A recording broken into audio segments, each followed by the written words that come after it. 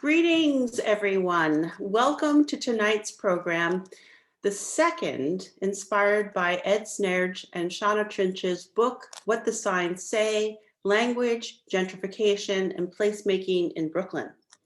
Tonight, we have a fantastic panel of artists, academics, thinkers, and authors who are poised to exchange ideas on a fairly fundamental question, but one that most of us don't spend a lot of time thinking about. What is the impact of our city streets? There's a lot to unpack. How signs affect us, the role of public art, messaging, protest, how streets inspire nostalgia and creative expression, and who knows what else. My name is Marcia Eli. I am the Director of Programs at the Center for Brooklyn History, and I'm very excited for this discussion. The Center for Brooklyn History is a proud part of the Brooklyn Public Library. Not only do we hold the most extensive collection of Brooklyn-related materials in the world, we bring education programs to classrooms across the country. Soon we'll be presenting exhibitions again. And every week we offer free public programs like this one through the library's programming arm, BPL Presents. In a few weeks, for instance, we'll be imagining the future with Kevin Roos, the technology columnist for the New York Times, and Ethan Zuckerman, a visionary thinker on digital infrastructure and social change. My colleagues at BPL Presents curate concerts, family programs, book talks, much more. I hope that you will visit the Brooklyn Public Library website, find BPL Presents, and see what we've got coming down the pike. So before I magically disappear, I want to share two important notes. First, many of the people you're about to hear from have written wonderful books.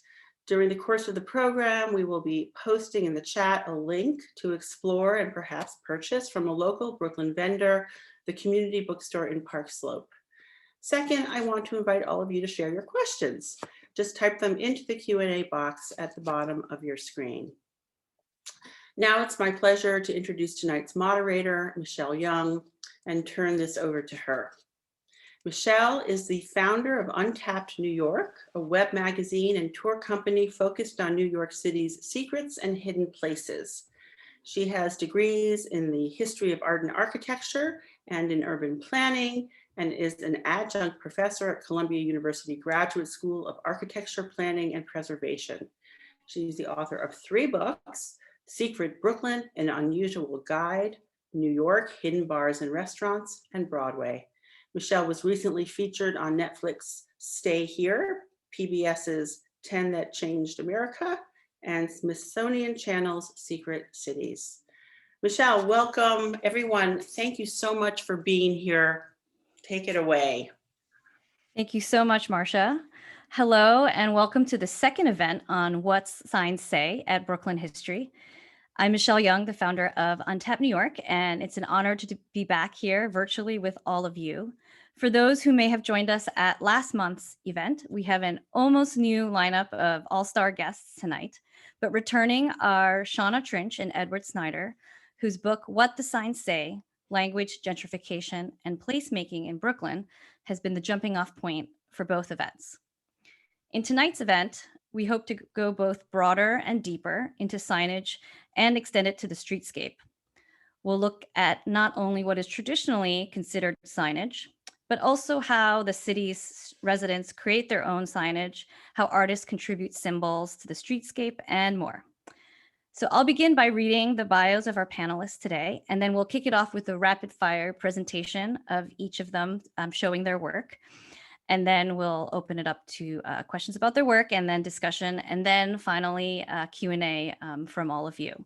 So without further ado, we'll start with Hank Willis Thomas, who is a conceptual artist working primarily with themes related to perspective, identity, commodity, media, and popular culture.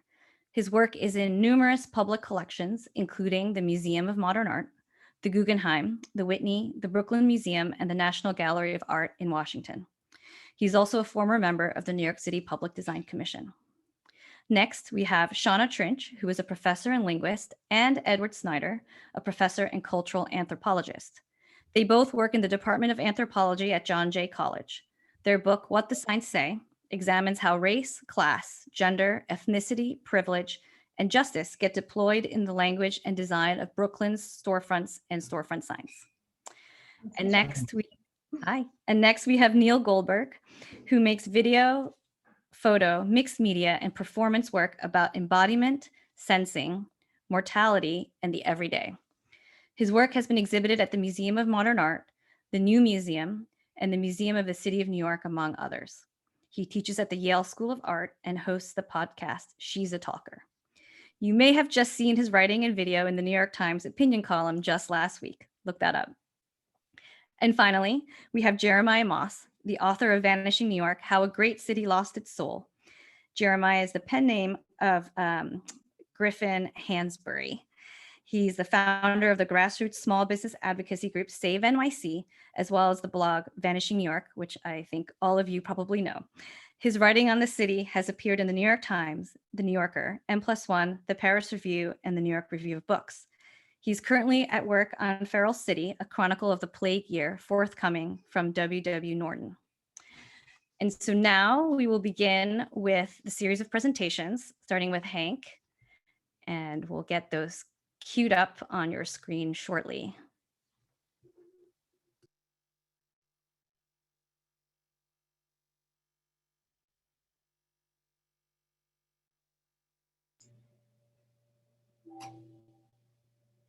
Hi, thank you, everyone. It's great to be here.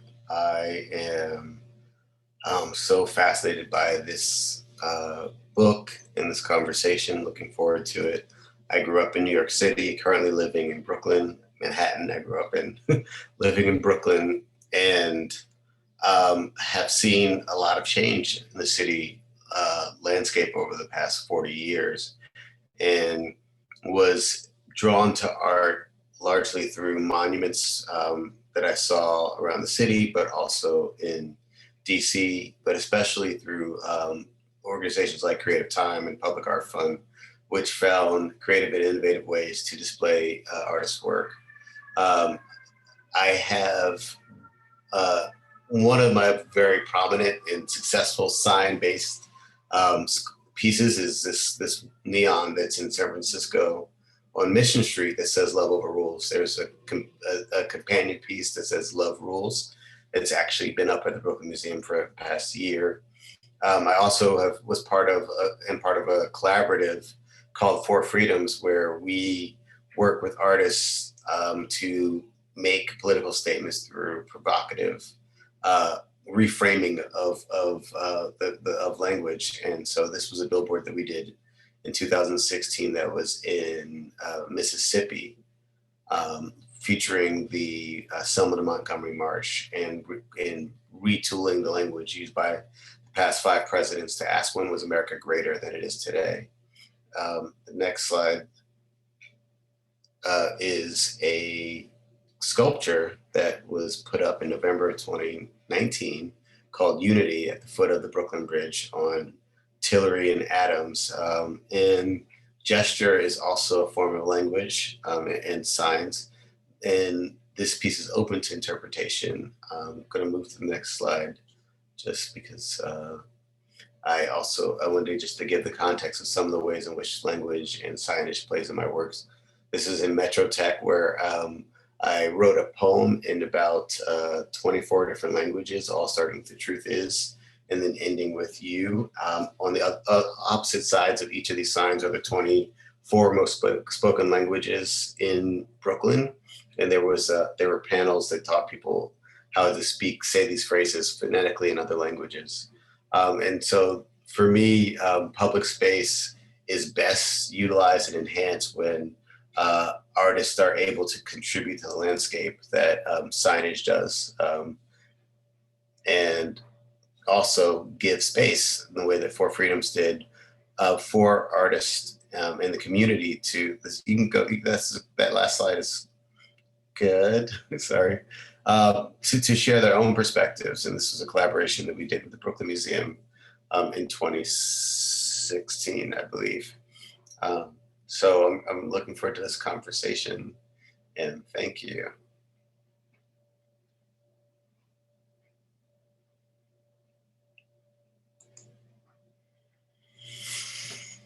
Next, we'll have Jeremiah.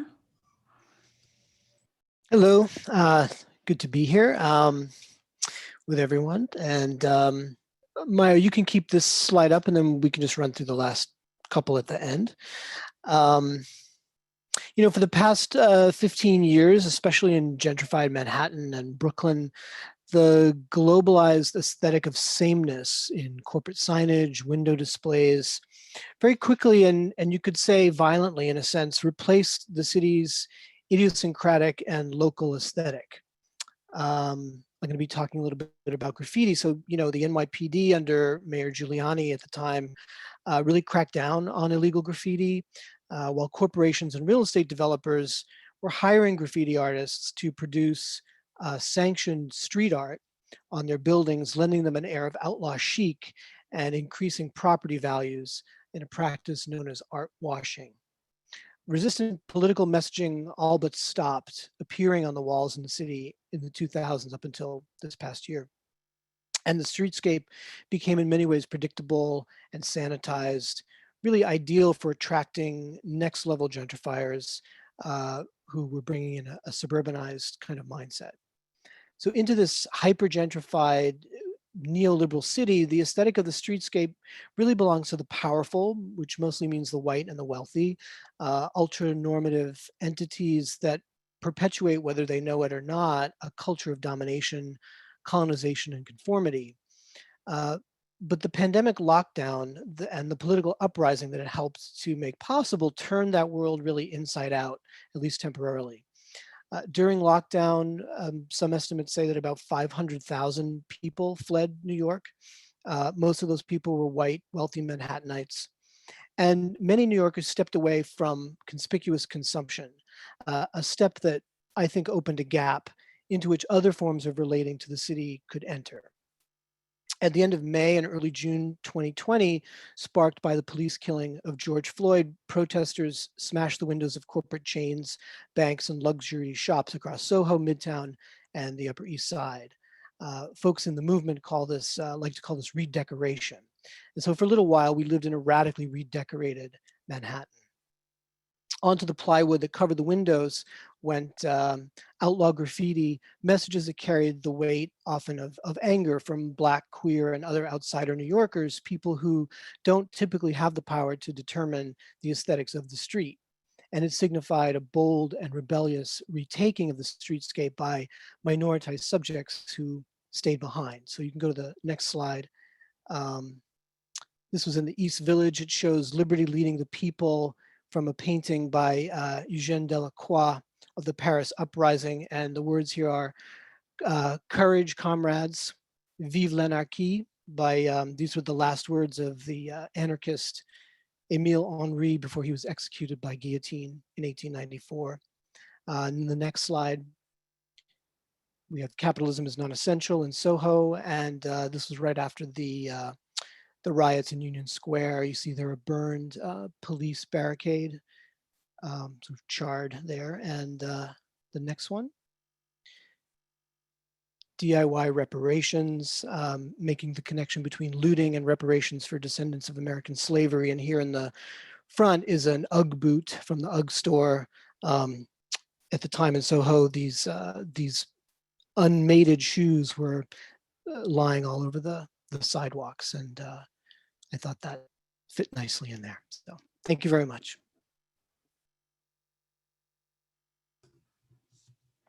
And next we'll have Neil Goldberg, who's going to show us a video. Hello, I'm happy to be here. Thank you so much for having me. Why don't we just launch it? This is a video called Hallelujah Anyway #2. A lot of my work focuses on New York City. And I picked just a couple that more directly address questions of signage. So this is from 1995. And if you don't mind starting to play at mine.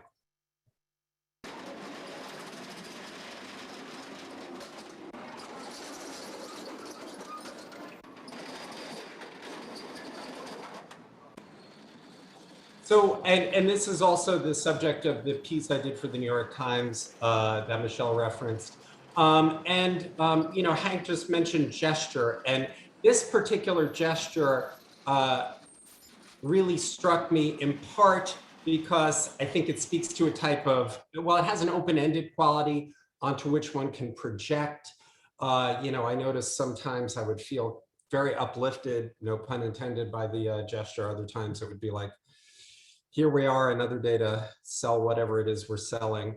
You know, I think it also speaks to cyclicality. And I think when I think about gentrification and change in the city, the issue of cyclicality comes to mind. If we could look at the next slide. In the original New York Times piece, there was a section that got cut out. I love this particular moment. If you can see, here's a store, which is now since closed, as many of the stores, but not all of them from this original video have done. And if you look closely behind it, you see its new sign is placed right up in front of the sign of the previous store that was there. And to me, that speaks to kind of the palimpsest, the perpetual palimpsest of New York City street visuals. I also love these grand opening flags. They actually at this point were quite old, and I love an old tattered grand opening flag, which I think also speaks to something timeless about New York. If we could look at the next slide. Okay, if we're speaking about signage, this is a much more recent project from just a couple of years ago called The Gay Couples of Whole Foods. And if we're talking about the changing streetscape, in this project, I, as the name implies, photographed people who, at least to me, seemed as if they were gay couples as they exited the Whole Foods in Chelsea. And if we could look at the next slide. And, you know, I want to avoid a reductive kind of like good, bad, old, good, new, bad. You know, this piece emerges from a complicated place in me. I had the idea as I was in as I was in Whole Foods, as part of, with my husband, and I was feeling like, oh, such corporate approval. Implicitly for our presence as a gay couple. Like I felt like we were on brand there. But in another way, it's like nice to be able to walk through Whole Foods as a gay couple. Questions of privilege aside. If we could go to the next. Oh, okay. I wanna end by you know, part of what we're talking about is nostalgia, and I may be holding. I guess I hold an anti-nostalgic position, although it's not as simple as that. But I did a piece a couple of years ago for the Museum of the City of New York called Then and Now and Then, that was talking to, it's about a half-hour long, talking to New Yorkers all over the city, lots of folks I know, lots of folks I didn't know. Basically talking about the future of the city. And I wanted to offer these two super quick sound bites to kind of frame up some, you know, some stakes within this question of nostalgia. I miss everything about the old New York. I bitch unceasingly about the way that it's changed. I have zero sense of, oh my God, New York is gonna go to hell. New York been to hell, did it, enjoyed it, came back, had to, you know, take some aspirin, and it's gonna continue as a city, and, you know, 50 years from now, it'll be different, but thank God. And I'll let Professor Robert Reed Farr here have the final word, and looking forward to our conversation. Great, thank you, Neil. And now we have Shonna and Ed. Great, thank you all so much. We are really honored to be on this panel tonight with all of these amazing panelists. We're going to start by talking a little bit about evolutionary biology. Thank you, Mayo. So we learned in evolutionary biology that animals mark their territory through instinctual behaviors to signal to others their presence in place. But no animal is more sophisticated in the marking of territory as humans. And the human marking, however, is not instinctual, it's political. For humans, domination of space is not about survival. Instead, it ends up being about the accumulation of wealth. Those cities are touted as bastions of liberal thought. Neoliberal market forces make cities into places where people must compete for their very right to inhabit them. And humans utilize language, art, and laws to carve out territory and to announce their agenda in place. So in our book, What the Signs Say, we examine the artifact of the storefront as a profoundly political space and as a highly effective technology of placemaking. The signage indicates the economic and cultural life of urban neighborhoods. Next slide, please, Maya. We find two types of signage in Brooklyn. The first, shown here, is a pre-gentrification type that we call old school signage. And it represents and creates a space for multi-everything with its text-dense style, sincere representations of race, class, ethnicity, language, and religion. Old school signs suggest an openness to all. Next slide, Maya. We call the gentrifying signage we find new school signage. And new signage marks the arrival of a more affluent, more homogeneous population and the eventual displacement of longtime residents. These signs are text sparse and sometimes secretive as they do not reveal what is inside. They seem cheeky and irreverent and even classist and ethnocentric. Some are even racist in their exploitative irony. While old school Brooklyn was no utopia, it was what we argue a credible model of inclusion and representation. But we learned in this study how notions of history get deployed in the pursuit, not of credibility, but the idea of authenticity. Our research uncovered that, sure enough, the Landmarks Preservation Commission's rules actually encourage what sign makers told us was the Park Slope look by limiting images and wording. Next slide, Maya. But the historical record actually shows an abiding preference for old school. Here is a photograph taken by Brooklyn photographer Anthony Catalano in the 1970s, prominently featuring old school. Next slide, please. And here is an image of a Brooklyn street in the 1950s, again with an old school aesthetic. And our book shows this same style dating all the way back to the 1800s. These data beg the question, whose history is the Landmarks Preservation Commission preserving and why? Next slide, Maya. And another question we explore is the critical role of corporate redevelopment in changing our city and the text that it leaves on our streets. So we want to conclude with a credible old school space of inclusion. Thank you, Mayo. This watercolor was painted by Brooklyn artist Robin Gurley. Activist Patty Hagan, who we hope is on the call tonight, provided us with a copy of it. Hagan and Gurley created a farewell card to the owners of the Peralta grocery store on the corner of Carlton and St. Mark's when they announced that they were closing. This painting became part of an oversized card that Hagan and local residents signed. Their various messages said, for example, "The hood will really miss the Peralta Bodega Community Center." And another said, "Thanks for teaching our son all of those bad words in Spanish."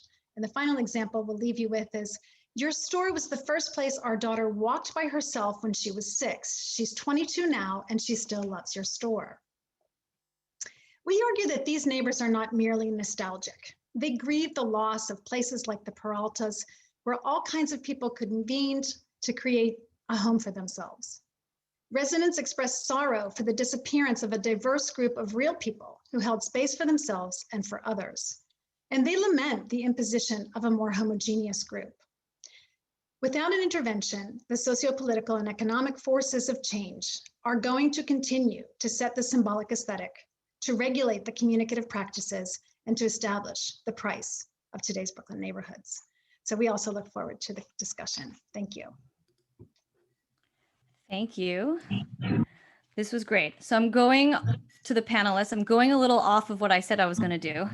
Partially in the interest of time and to get everyone discussing together, I'm going to open it up to the broad questions and then address some of the work that you guys presented, hopefully through this.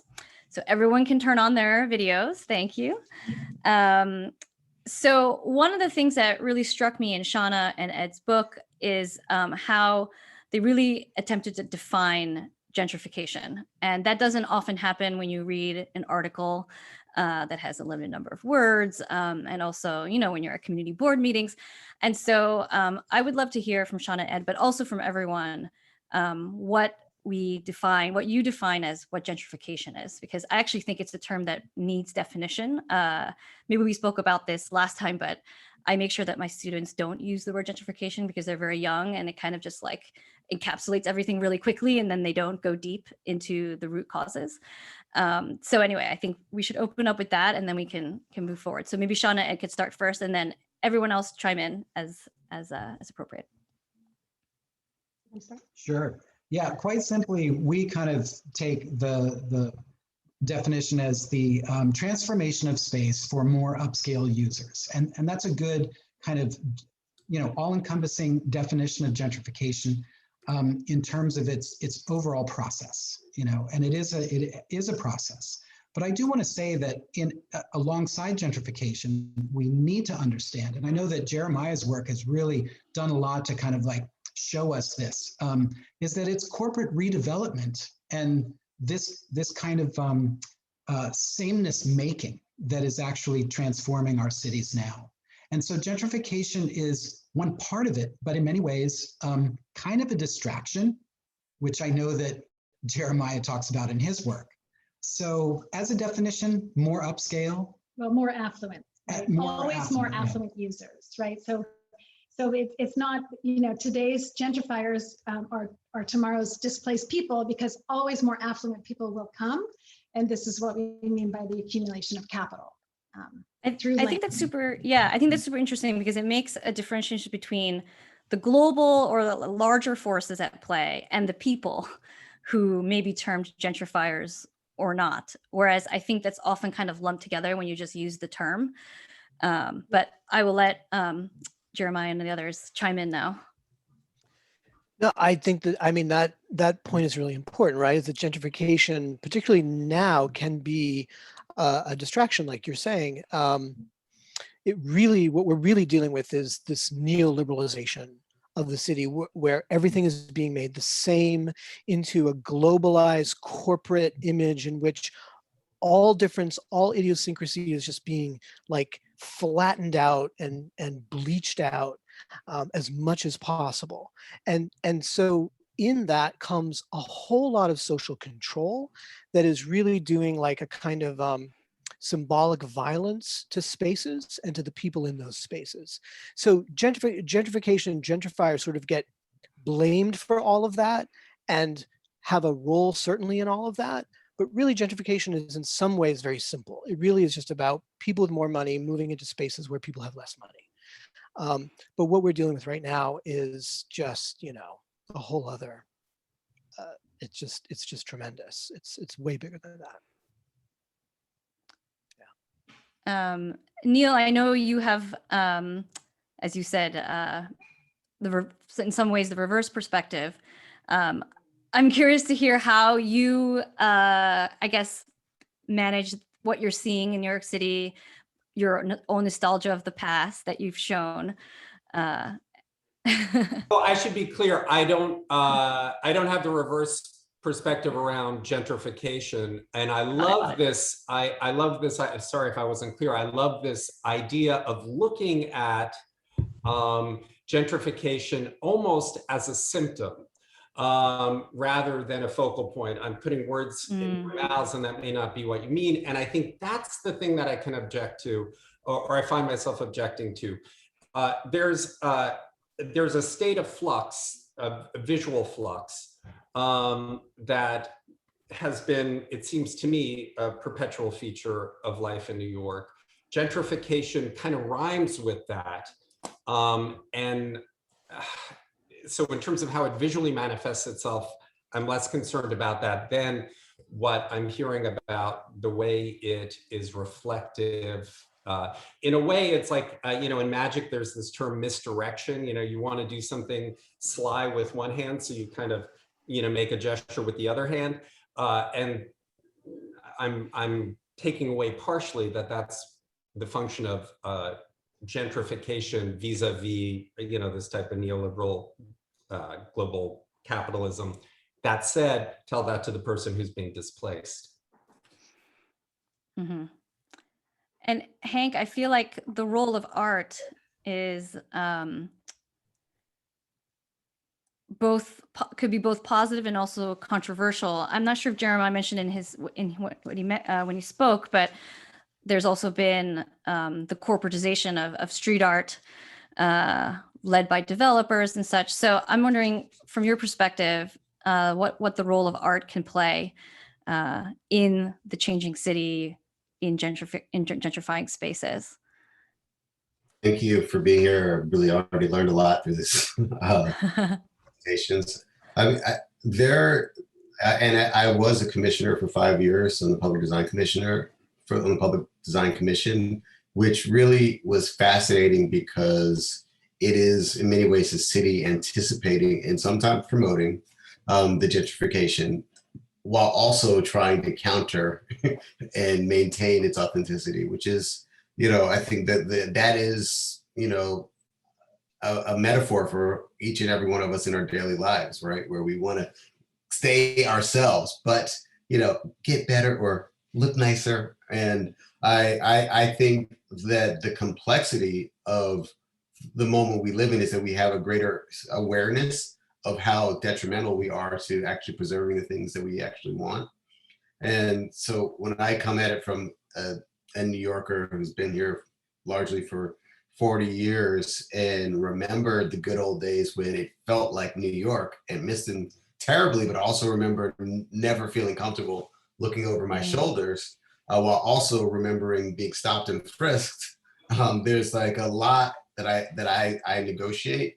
And when you think about artists like Jean-Michel Basquiat, Brooklyn artist who made his name in Lower Manhattan, who was a street artist who's now literally the kind of the symbol of not only gentrification, but also of wealth at the highest level. I think we begin to navigate the two-way street of gentrification, where a lot of people with a lot of money need to feel or have lost connection with, the earth, so to speak. And so they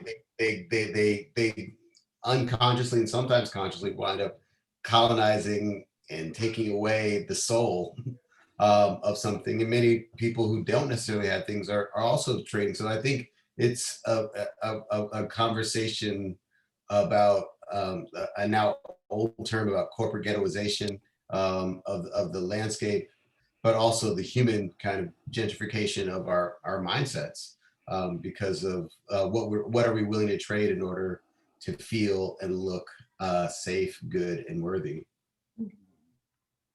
And so art is just like just another kind of trading card in that place. Yeah, and I feel like we're constantly navigating new rules of what it means, what people think are safe and stuff. And you mentioned being stopped and frisked, and with the recent attack on Asian Americans, it's really the first time that I've considered what it means to potentially be unsafe in New York City. It's a very shocking thing. And I was yelled at in Brooklyn with racial slurs and such recently. And it's really caused me to think about streetscapes and cities a little bit differently. And I'm wondering from all of you, in the last year with COVID, with Black Lives Matter demonstrations, the recent Asian American stuff, have you seen new ways of communicating on the streets that have lasted? I think Jeremiah kind of indicated that it was a temporary thing. Has anything kind of stuck over time? Or are we going back eventually to where we were? I think we're going back, but there are parts that stuck. I mean, over the winter, the protests and the marches really cut back quite a lot. There's one on Thursday nights that I'm a part of, the Stonewall protest that, we marched every Thursday night straight through the winter. And then I think it was last week or the week before, it was the first really warm kind of day, and the numbers swelled, and there have been much more. And Washington Square Park is still filled with all of the amazing, these skateboard kids are like, the fashion that they're putting forward right now is unbelievable. Like, they make their own stuff, and they sell it and they wear it. And there's so much creativity going on there right now. And did all through 2020. New York City was very much alive. I really am resistant to a lot of the sort of mainstream discourse around that the city was dead all year. It was absolutely not dead. It was, I enjoyed it more than I have in 20 years. It was I'm with you on that. I know I believe you're in Manhattan, and I'm Manhattan, in Brooklyn. yeah. And I'm in Brooklyn, and it was really the same. People, out of town would be like, is New York City dead? And I was like, I've never seen it more alive. And that's partially thanks to the open streets as well. And then people really feeling like they needed to get out and reclaim something of themselves. Definitely. Anyone else seeing things out there? Well, to the point of New York being, New York is always dead. I feel like I'm so sure that, like, in the Shonna and Ed would probably know, like, I'm sure in like the early 1700s, there's like, these wallabout mussels or oysters are nothing like the whatever of, but one thing I really appreciated was the way that aspects of public encounter, here I'm not speaking to the protest for racial justice, but just, in art, often providing, let's say, a student with a constraint is essential as a way to kind of allow for a type of expansive imagination. The constraint of just wearing a mask on one's ability to be expressive, the constraint of having to maintain a certain distance. I loved the way one communicated a type of connectedness, working with those constraints. So to me, that felt very alive, and I feel hopeful that something about that could have a carryover. I'm not sure what, if only on some unconscious level. And Hank, are you seeing anything in the art world that has shifted? I don't know if there's been a change in how curations are done to be more inclusive, that feels authentic. Well, first, I'm just so sorry to hear that fellow citizens and neighbors have been attacking and or assaulting you emotionally and verbally. Thank you for that. Yeah. That we all have a lot more to do. And that is the opportunity, sadly, when people do lash out in those ways, they also share something with us that has been laying below the surface for a long time and needs to be addressed. And so I'm hoping that we as creative people, and I'm kind of all of us, start to find new ways to not just respond through the trauma and the pain, but also to recognize that those are people who are in, I would say, perverted ways trying to reach out. And so I what I saw happening in response to a lot of the horror that was happening it's been happening for centuries in this country to people of African descent, but also East, South Asians, Northern, Western Europeans, South Americans, depending on the timeline. Police brutality and abuse, and then neighborly abuse and brutality is not new. What I see is new, because I missed the summer of love, sadly. It is this kind of way in which the public has seemed to actually become much more civically aware. I think the whole world, people are more aware of how much we need each other, how much more we deserve from our leaders, and within the art world, how much we don't need. So there's been a fascinating way in which people who have been wanting to, my wife works at the Whitney, it's a wonderful show up, Julie Morettu, that she curated. But a lot of people are also like, you know what, we don't need these, we got each other, we all we got, and we all we need. And so I'm excited to see that. It's frightening because it's just like, uh-oh, we just learned this math. And many people have seen this new digital colonization with the NFTs that like now digital art is sellable because everyone's been living online for a year. And so I'm looking at the empty storefronts and the empty office buildings and thinking that the only thing that can literally save what New York once again is creativity. And fortunately, there's at least 8 million souls that are all in. Great. And before we go to the Q&A, I know some people are here thinking this is going to be an event all about signs. So we will discuss something about the signs. So Shonna and Ed have a dichotomy of the old school versus new school, which they showed in their presentation. And I'm curious to hear from them and everyone else if you have a judgment call on the new school. Sometimes I reading through your book, I wasn't entirely sure. And I think that's the role of great academics, is to be more impartial. But, is this a design trend just to indicate modernity? Is it something more? Is there something sinister about it? I'd like to explore that a little bit. Because I think when we talk about the globalization, that's a little bit different than the signage that's like super modern and sleek. When I think of the globalization, I think of the bank signage and the stuff that could be really anywhere. So yeah, just curious to hear from you about that. Just jump in because I think what Hank is saying and what you were saying just about feeling being under assault. One of the things that we look at in the new school aesthetic is this notion that the irony, the wordplay, the irreverence can be in some ways offensive to people. And this is something that really distinguishes it from old school and from that old school aesthetic, which was sincere and which was honest and, as we say, credible. So I just wanted to point that out because signs are up all the time and you can't avoid them as you walk by them. And in that sense, they're very, very political spaces.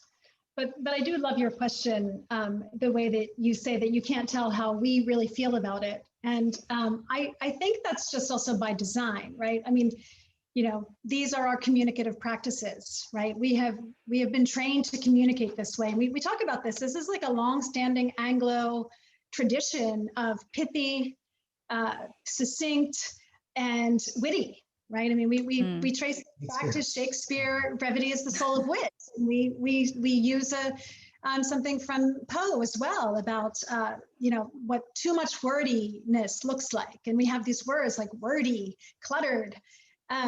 So but listening to all of you talk and thinking about violence and recognizing that we live in an incredibly violent society. And when people are not being sincere, that does make some people feel at risk. And so I do want to point that out. I mean, that might not be how I take up these signs, but that is what my research revealed, right? That there's a reason why people want to be sincere in an old school way, right? And a lot of this is about, making money and being honest and saying, this is what we sell and we want to sell to you, right? But this other type of signage that we're seeing, I think in the context of a really violent society, becomes somewhat problematic for people. And I think that we should maybe recognize that it's not inclusive of everybody all the time. And you give a couple examples of signs that were inadvertently offensive in the book. And one of them was the arena bagels during the development of Barclay Center. And people thought it was a reference to the arena that was being built. And so they ended up changing their name. But I think more critical was probably the story about Summer Hill, which I recommend everyone looking at in their book. And the fact that sometimes newcomers may not understand the history of the area, and that they should when they're trying to open a business for the community. So I wanted to bring that up for everyone. And any other things from the panelists about old school, new school signage? I mean, this is not, I don't know if this is very helpful. It's almost like, where does one prioritize or hierarchize the layers of violence. I experience, again, I'm speaking from a place of intersecting privileges. I remember how, and perhaps we all remember, like in the 90s, there would be these new French restaurants that would be made to look like what I assume is a Parisian restaurant. You know, it would be weathered and stuff. Is that, and from a kind of like a poverty of imagination, which feels like in that, at least, I'm not saying it justifies it, but I can appreciate a type of design innovation in the new school signs. Would I go to the mat for it? I don't think so, but I don't know where that leaves us in the conversation.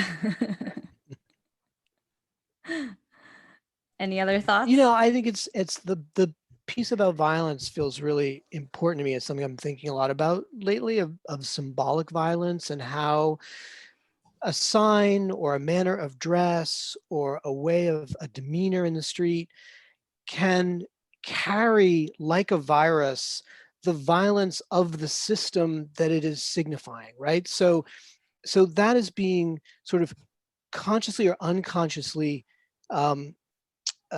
carried and worked through the sign, right? The symbol of the bigger thing. So it's not just about the aesthetic, but about, and then how are people receiving that, right? And people who've been on the receiving end of that symbolic violence will receive it in a way that other people won't have the receptors for that violence, right? So that's also just something that my mind is playing around with a lot lately. Yeah. That feels like such an important point, and that begs the question of where the focus is. Like, I sometimes, it goes back to that concern about misdirection. So if we devote, you're describing these signs as symptomatic, carrying a type of violence that originates or is systemic and kind of like crystallizing them, let's say.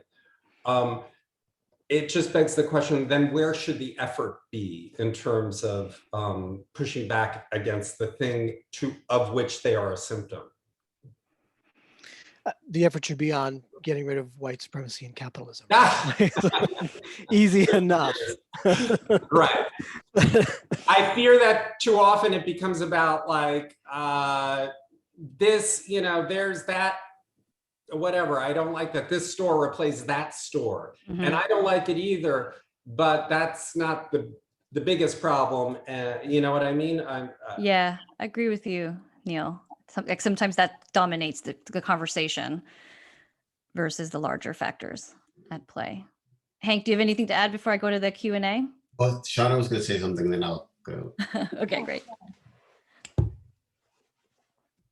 Well, I was just going to say, you know, Ed and I wrote a piece about the Atlantic Yards project, and it's called When the Street Disappears. And I thought it was interesting that we kind of operated on this idea of disappearance, and, you know, after studying Latin America and the way that people were disappeared during dirty wars and during military juntas, right? Like, I wanted to use that language because I felt like it was really violent. It was a way of not just moving people out of place, but making us forget all about them. And these neoliberal regimes that we talk about, we know we just throw this word out, and if people aren't studying, they might not know what it means, but it's this notion that government collaborates and colludes with private businesses for the purpose of profit, not for the purpose of people, but for the purpose of profit. And this is kind of, you know, it's very violent.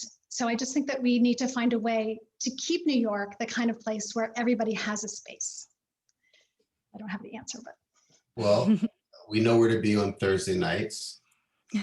That's right. And I hope that all summer that each and every one of us does start to kind of, in small ways and maybe eventually in big ways, make more space for it to be ours.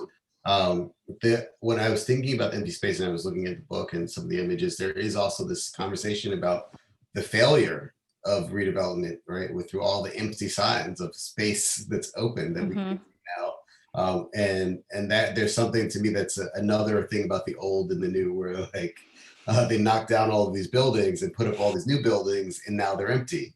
Yeah. So I am really in this struggle on my own side that, yeah, I know what you're saying, but I got to go to Pastis for one restaurant for the first time in like, I don't know, like a year or something. And I was like, wait, was this like this before?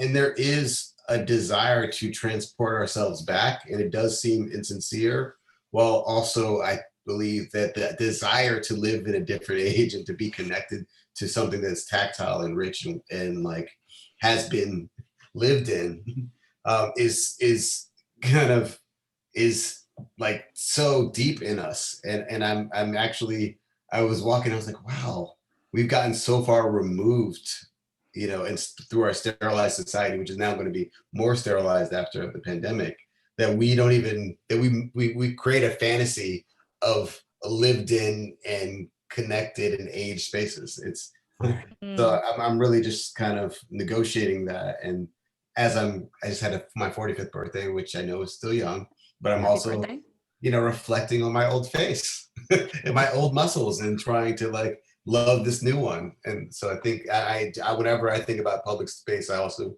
think about, the body, because I know it's related to the body politic. Great. So we'll go on to some of the Q&A questions. This is a question from David. What makes a nostalgia for old school neighborhoods different than a classist form of quote unquote poverty porn? How do neighborhoods develop in a way that celebrates everyday people? This is great because I think it addresses maybe some concrete ways or suggestions that residents, or hopefully the city, if it's listening, can try to implement. So anyone can answer. Shonna, unmuted. Well, Yeah. So, we talk in our book, there's an anthropologist whose name is John Jackson, and he talks about the difference between sincerity and authenticity. Authenticity is what outsiders come in and they deem places authentic or not, right? They're like the authenticators. And Jackson he writes about Harlem, and he talks about what it means to sincerely represent, your cultural categories or your cultural, and I think that's the difference, right? It's recognizing that there are real people who live here, and I'm not here to exploit them or even that we can coexist. Not for me to come in and say, oh, this is cool because it feels authentic. I think there's a difference there. That's how I would address that question. I think it's also important to talk about redlining and divestment in city resources, and the way in which funding overall and the creation of the suburbs with the destroying of the forest and the taking of land that people have lived on for millennia actually also plays into this. I'm so grateful that we're finally acknowledging and maybe moving towards authentically responding to the horrors that happened on this land to the indigenous population, but also that when we think about gentrification, all like a lot of those brownstones were made for wealthy people that were beautiful, and then were not maintained because those people moved somewhere else, and the city was just like, well, we're going to put the money where those people are. And so there's another, I think, conversation about, can we actually just invest in our cities and actually in the people, and then if things get better for everyone, perhaps it's not going to be as necessary to play the whack-a-mole that a lot of developers tend to play. It impacts lives so often. Yeah, that actually leads us to a next question from Priyana. Are there any solutions to reverse gentrification or the harms from it? Big question. I think Jeremiah spoke the answer before. Yeah. Yeah, that's a big one. I mean, the gentrification that we're living with now is the product of a lot of policies. So reverse the policies. I mean, I know that sounds really simple, and it means going in and finding what the policies are, and um, like Hank was saying, making up for the redlining. That when you look at a map of the most gentrified neighborhoods in New York, they were the red line neighborhoods. So that's where it happens, and this is anyway. It's really complicated. From the small business point of view, bringing back. We used to have rent stabilization for commercial leases. We can bring that back. Now's a good time to do it. If we'd had it before the pandemic, there were a lot of businesses that wouldn't have failed during the pandemic. So that's one thing you can do when it comes to the commercial stuff. Actually, one of the things I wanted to add is there's something, one of the zonings in New York City is called the Upper West Side Special Enhanced Commercial District. And I think it's one of the only ones that allocates for this, but it provides maximum frontage, like for stores. So it prevents big box stores from going on Columbus Avenue, for example, between around 66 to in the 70s. So if you walk along there, you kind of notice that the last time I was there, lots of small businesses and even like stores between buildings in the little like alleyways, which I think speak to the character of New York City. And so that is permissible specifically because of a policy and something that was passed and advocated by the community. So I would love personally to see more of that going on and more awareness that communities can institute some kind of rule like that to protect. So if you walk along Columbus, it's very different from Broadway, for example, where the big box stores are. And you can see that contrast really clearly. Anyone else? I just wanted to jump in and say that, history and research is a form of activism, and understanding what our history is, history of as the city is, I think is really important so that we can then devise policies that are real. Elites set the standards of what we're supposed to remember and what we're supposed to value. And I think it's important to understand that corporations are also trying to kind of wash away that notion of history. So there is a tension between those two things. And it is a challenging question that I think we really need to think about. Great. We have a question about what do we consider to be quote unquote authentic, seeing that street art changes decade to decade? Is digital art a part of gentrification or is it part of the changing times? Actually, I think digital art is some of the more cutting edge, authentic art, because I am still trying to allow myself to be like, that's good. and recognizing that there's a radicality in people kind of making and claiming space on the internet that is largely owned and run by corporations, and where there's some people who are defiantly engaging and rethinking and reimagining how we belong and what we should be doing is amazing, because I make up in 20-30 years a lot of the object art that we now hold on to will be seen pointless. And there's going to be projection walls and code that like cracks things, and then all of a sudden that's so exciting. Yeah, it's like at the beginning of any new technology, there's a democratization that is possible because people can participate. The forces that be may not have gotten in yet and figured out what's going on. Anyone else about this question before we wrap up?